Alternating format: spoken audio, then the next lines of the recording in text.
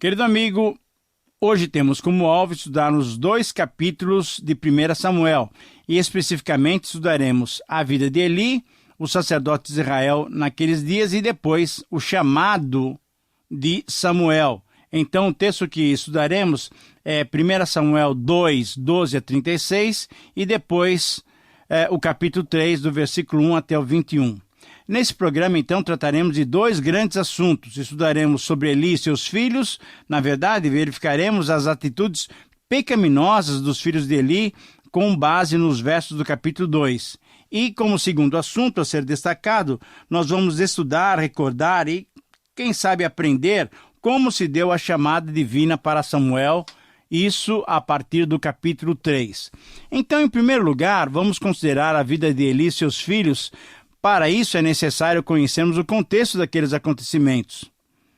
Muitos crentes são de opinião de que o templo é um lugar maravilhoso para se estar, e é possível se concordar em parte com essa afirmação. O templo, ou a igreja, como popularmente nós denominamos o local de cultos, é de fato um lugar muito gostoso, muito maravilhoso para se estar. É um lugar onde o povo de Deus se reúne para adorar e servir ao Senhor.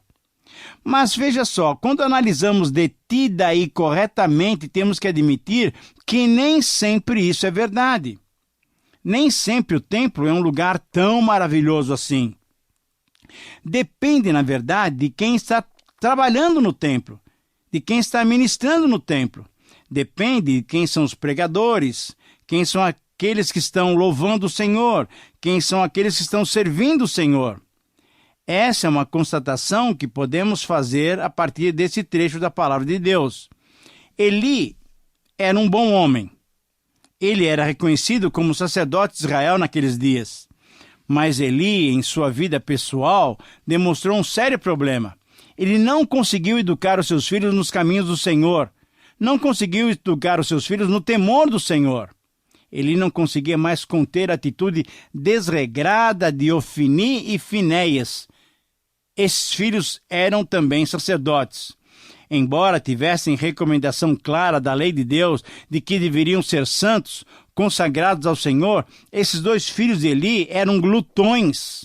Eles não observavam o cerimonial do sacrifício, mas eles tomavam a melhor parte dos sacrifícios que pertencia a Deus e mesmo antes da oferta ter sido apresentada ao Senhor, ficava para eles uma parte, e assim eles profanavam o tabernáculo por sua avareza e por suas ações vis. Eles tornavam os israelitas contrários ao culto a Jeová. Além disso, conforme o versículo 22, Ofni e Finéias se prostituíam com as mulheres que serviam na entrada do tabernáculo. Essas mulheres, elas não eram sacerdotisas, muito menos prostitutas cultuais. Elas serviam a Deus desenvolvendo pequenas tarefas, levando pequenas coisas ali dentro do tabernáculo, lavando os utensílios, remendando as vestes sacerdotais, remendando também as vestes dos levitas. Eram pessoas dedicadas a essas pequenas tarefas. Mas o que essa atitude dos filhos de Eli demonstrava era uma absorção das práticas cananitas de culto. Porque eles se assemelhavam aos rituais de fertilidade, atos que eram abomináveis diante do Senhor.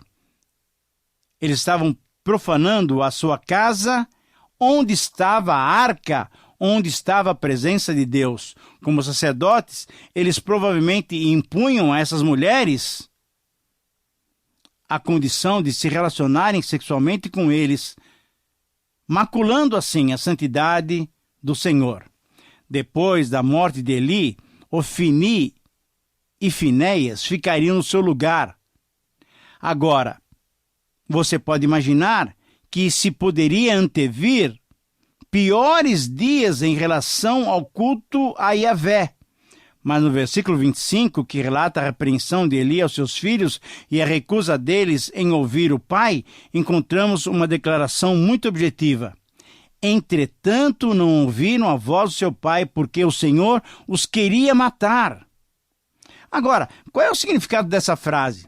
Como nós já mencionamos em estudos anteriores, para os autores do Antigo Testamento, todos os acontecimentos, mesmo a dureza do coração ou a desobediência declarada, eram controladas por Deus.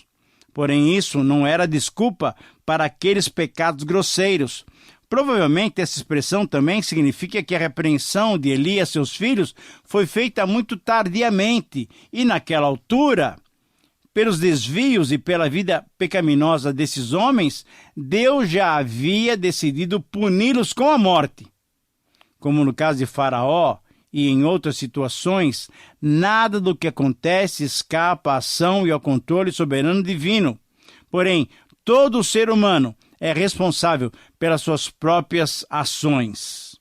Eli falhou porque foi compassivo demais para com seus filhos. E quando quis reverter a situação, aí já era muito tarde. O Novo Testamento expressa claramente a ordem para que o líder espiritual cumpra o requisito de educar seus filhos para que sejam crentes e submissos, pois, do contrário, como cuidaria do povo de Deus? Conforme nós lemos lá em 1 Timóteo capítulo 3 e Tito capítulo 1. Diante de toda essa situação, Deus enviou um profeta ao sacerdote Eli para adverti-lo do grave risco que a sua família receberia, do grave castigo que a sua família mereceria. Ofni e Finéias seriam mortos num só dia. E alguns familiares viveriam mais tempo, para que então percebessem que o sacerdócio que pertencia à família de Eli estava sendo tirado e dado a outros. Essas profecias, querido amigo, se cumpriram posteriormente e nós vamos estudar em 1 Samuel capítulo 22, quando Saul mandou executar os sacerdotes da família de Eli. E aí, por fim, em 1 Reis capítulo 2, Salomão, depois o último descendente de Eli, Abiatar, que tinha escapado das mãos de Saul. Ora, toda essa dura punição aconteceria, pois com Finéias e Ofni estava ocorrendo a decadência espiritual, estava ocorrendo a falência da função sacerdotal. Infelizmente, era essa a qualidade dos sacerdotes que serviam no templo do Senhor. Por isso, podemos dar como título a esses versos a seguinte expressão: uma vida ministerial desperdiçada pela indisciplina dos filhos. Eu repito esse título dos versículos 12 a 36 do capítulo 2 de 1 Samuel, uma vida ministerial desperdiçada pela indisciplina dos filhos. Ora, diante desse quadro, a proposição que o texto nos apresenta e que precisamos aplicar em nossas vidas pode ser expressa através dessa afirmação: somente quando desenvolvemos todas as áreas das nossas vidas de acordo com a vontade de Deus, podemos ser úteis nas mãos do Senhor para abençoar o seu povo. É uma frase, resumo, do capítulo 2, 12 a 36, e eu vou repeti-la para, se você quiser anotar, poder fazer isso com tranquilidade. Somente quando desenvolvemos todas as áreas das nossas vidas de acordo com a vontade de Deus, podemos ser úteis nas suas mãos para abençoar o seu povo. Em Eli, querido amigo, no seu relacionamento com seus filhos e no seu ministério, podemos verificar 5 aspectos de uma vida que, infelizmente, não se desenvolveu de acordo com a vontade de Deus. O primeiro aspecto é o relativo à sua vida de serviço à nação. Ele foi um dos sacerdotes de Israel, com certeza. Ele governou, ele julgou Israel durante 40 anos. Ele ministrou em Silo, onde estavam o tabernáculo e a arca. Ele tinha 2 filhos, Ofni e Finéias, que também eram sacerdotes. Eli serviu num tempo em que a palavra do Senhor e as visões eram muito raras. Agora, por quê? Certamente porque o povo estava totalmente afastado do Senhor. E pior, porque a liderança estava afastada do Senhor. Então, como princípio, nesse primeiro aspecto, podemos colocar a seguinte expressão: a frouxidão espiritual e a falta da atividade profética caracterizaram esses dias de Eli, por causa do pecado do povo e da liderança de Israel. O segundo aspecto é o relativo às suas características espirituais. Eli foi um homem humilde, reconheceu o seu erro na avaliação que tinha feito de Ana. Eli abençoou com paz aquela mulher, a Ana, que adorava com sinceridade. Eli foi terno e gentil, educando e criando o pequeno Samuel no templo, isto é, no tabernáculo. Eli teve uma percepção espiritual de que Deus usaria Samuel para substituí-lo. Deu, então, Eli uma orientação segura ao jovem Samuel quando Deus o chamou. E Eli foi submisso aos planos de Deus. Amava a presença do Senhor, simbolizado na arca, se preocupava com ela. Mas, infelizmente, na sua vida pessoal, com seus filhos, não foi aquele exemplo de vida.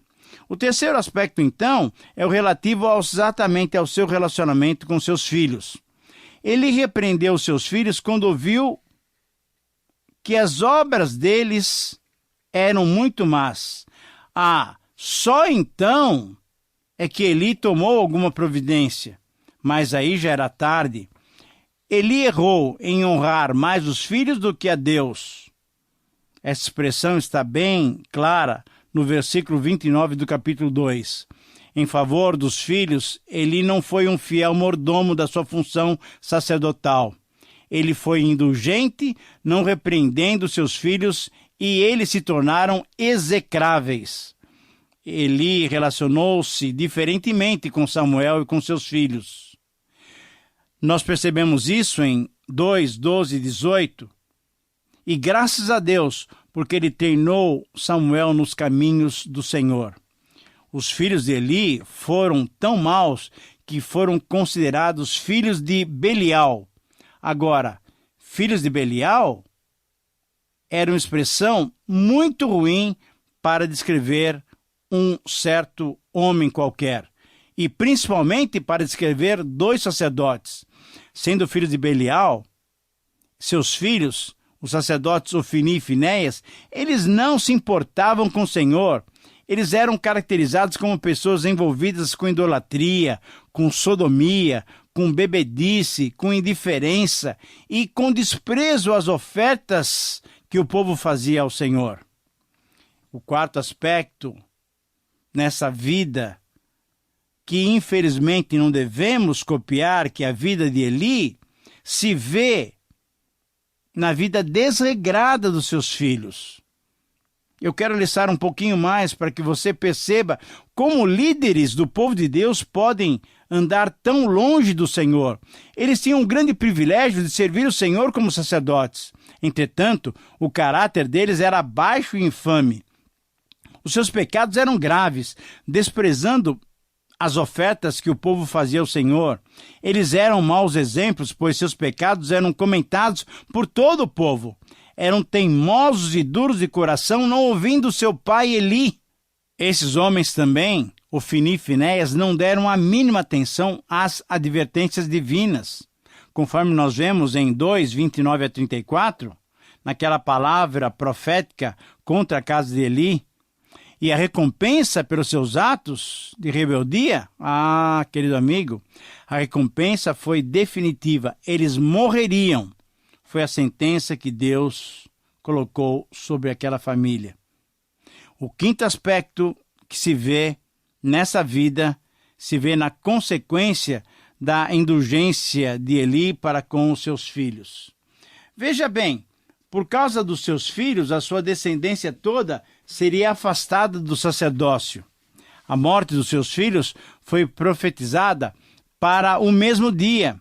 Foi revelado pelo Senhor a Samuel que a casa de Eli nunca seria perdoada. Querido amigo, que sentença dura essa! Nunca mais seriam perdoados.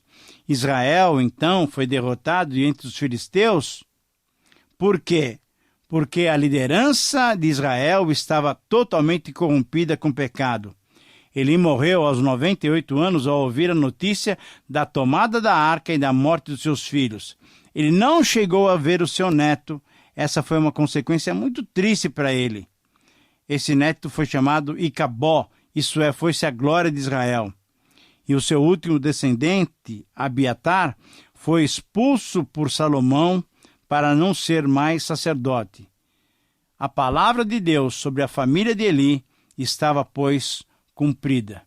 Querido amigo, somente quando desenvolvemos em todas as áreas das nossas vidas, de acordo com a vontade de Deus, aí sim é que podemos ser úteis nas suas mãos para abençoar o seu povo. Eli, infelizmente, não desenvolveu a área da disciplina familiar.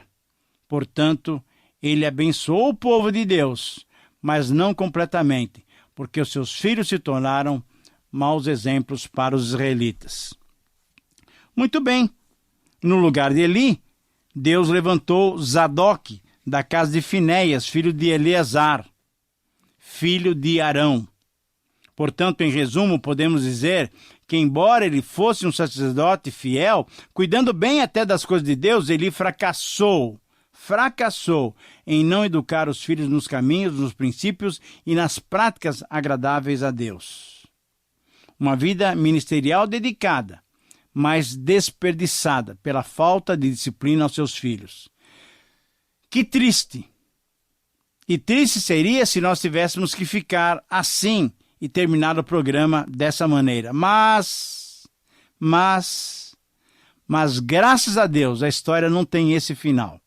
Enquanto esse desastre aos olhos humanos ocorria, Deus, na sua soberania, estava trabalhando com alguém especial, chamado por ele mesmo para comandar Israel. Apesar do mau ambiente onde ele estava, apesar do mau exemplo de Eli e dos seus filhos, Samuel crescia espiritualmente diante de Deus. E em meio a todos esses acontecimentos, o texto sagrado apresenta-nos uma boa notícia a respeito de Samuel, conforme nós lemos em 2:26. Mas o jovem Samuel crescia em estatura e no favor do Senhor e dos homens. Querido amigo, Samuel aqui é como se fosse uma flor que cresce em meio aos espinhos. Samuel foi um milagre de Deus. Samuel foi a resposta da oração de Ana, uma mãe piedosa e temente a Deus. Que possamos orar mais pelos nossos filhos em meio a essa época corrupta e corruptora. Que Deus nos dê graça de vermos os nossos filhos servindo ao Senhor no ministério. Muito bem, então agora em segundo lugar podemos conhecer mais detalhes sobre esse início da vida ministerial do nosso personagem central de Samuel. Diante desses acontecimentos, o título que serve para esse episódio é A Chamada Divina para sermos instrumentos úteis nas mãos do Senhor. A chamada divina para sermos instrumentos úteis nas mãos do Senhor. E como proposição, como alvo desafiador para todos nós, podemos fazer a seguinte afirmação: somente com a experiência pessoal de sermos chamados por Deus é que podemos ser instrumentos úteis nas mãos do Senhor para abençoar o seu povo. Somente com a experiência pessoal de sermos chamados por Deus é que podemos ser instrumentos úteis nas suas mãos para abençoar o seu povo. Samuel foi um instrumento útil nas mãos de Deus. E nesse texto, nós encontramos 5 etapas dessa chamada divina para sermos instrumentos úteis nas mãos do Senhor.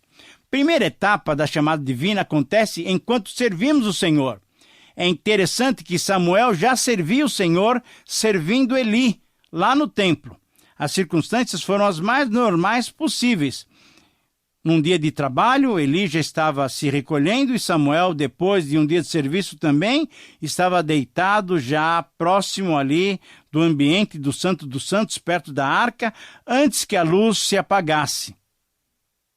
O chamado inicial foi feito e Samuel por 2 vezes ouviu o seu nome sendo chamado. Ora, rapidamente, prestativo como ele era, foi até Eli, supondo que Eli, o sacerdote, é quem o estava chamando.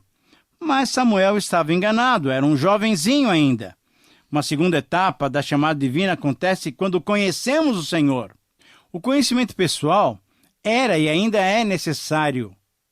Nós precisamos conhecer a Deus pessoalmente, e Samuel ainda não conhecia o Senhor. Isso é, embora já estivesse servindo a Deus, ele não tinha tido uma experiência pessoal, não tinha tido uma revelação direta da parte de Deus. Devemos notar esse detalhe, pois muitos ainda hoje estão enganados. Supõem que por estarem envolvidos nos serviços religiosos, não necessitam de mais nada. Não, isso é um engano. Precisam conhecer pessoalmente a Deus. Por isso, então, Samuel perguntou e foi ajudado por Eli, e Eli o instruiu para responder, se houvesse uma outra chamada: fala, porque o teu servo ouve. Agora, quando Samuel respondeu assim, teve uma experiência pessoal com o Senhor, e o Senhor então se manifestou a ele. Em terceiro lugar, então, uma terceira etapa dessa chamada acontece através da revelação do Senhor. Deus se manifestou e disse que iria agir em relação à casa de Eli. Foi uma revelação dura para o pequeno Samuel, mas foi uma revelação da parte direta de Deus. A quarta etapa da chamada divina acontece ao transmitirmos a palavra do Senhor. Samuel foi incumbido de dar essa palavra a Eli, e Samuel fez isso da melhor maneira possível. Foi fiel, compartilhando tudo o que Deus tinha falado com ele para Eli. E finalmente a última e a quinta etapa da chamada divina acontece quando vemos em nossas vidas novas manifestações do Senhor. Nos versículos 19 a 21, nos relatam exatamente isso, que Samuel teve novas manifestações do Senhor. Querido amigo, que possamos estar inteirados, possamos estar conectados com o Senhor para ouvirmos a sua chamada e assim atendermos a sua voz para sermos uma bênção na vida do povo de Deus. Terminamos o nosso programa desejando a você as mais preciosas bênçãos do Senhor. Um grande abraço.